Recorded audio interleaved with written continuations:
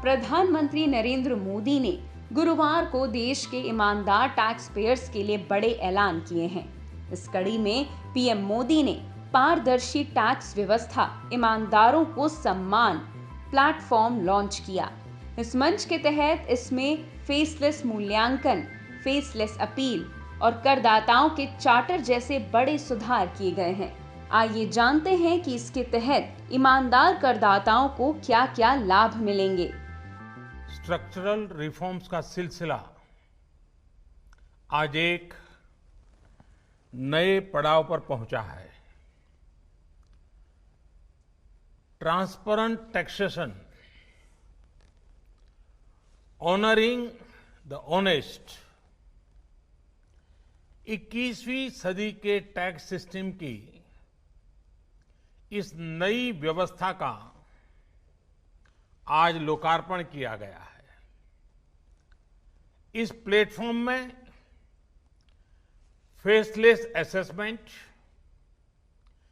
Faceless appeal और tax payer charter जैसे बड़े रिफॉर्म्स हैं।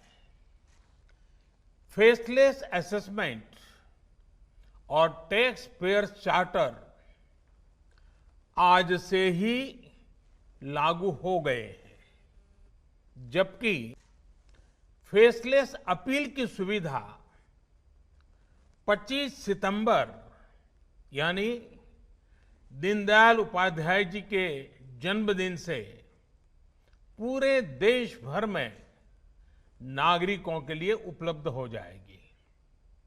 अब टैक्स सिस्टम भले ही फेसलेस हो रहा है, लेकिन टैक्स पेयर को ये फेयरनेस और फियरलेसनेस का विश्वास देने वाला है।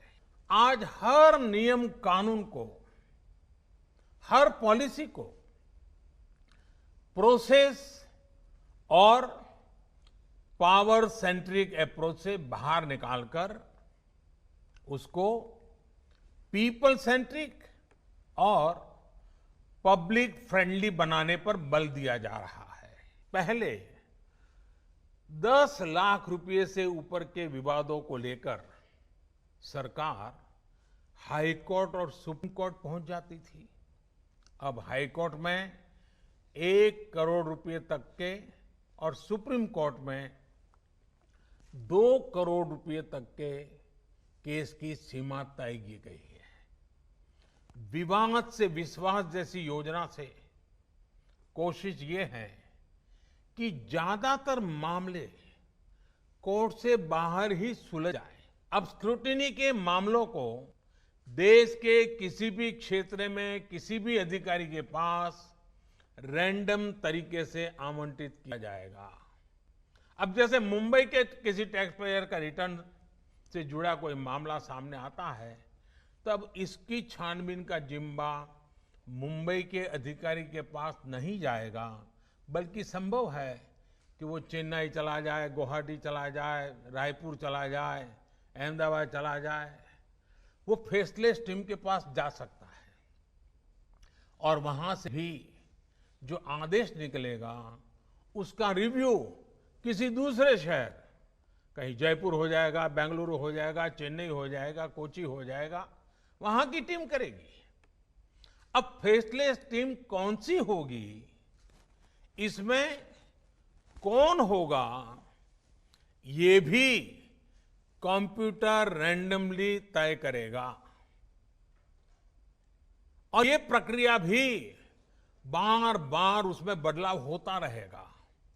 साथियों, इस सिस्टम से करदाता और इनकम टैक्स दफ्तर को जान पहचान बनाने का, प्रभाव और दबाव का मौका अब जीरो हो गया। सब अपने अपने दायित्व के हिसाब से काम करेंगे। डिपार्टमेंट को इससे लाभ ये होगा कि अनावश्यक मुकदमेबाजी बचेंगे उससे। दूसरा, ट्रांसफर पोस्टिंग में लगने वाली गैर जरूरी ऊर्जा से भी अब राहत मिलेगी।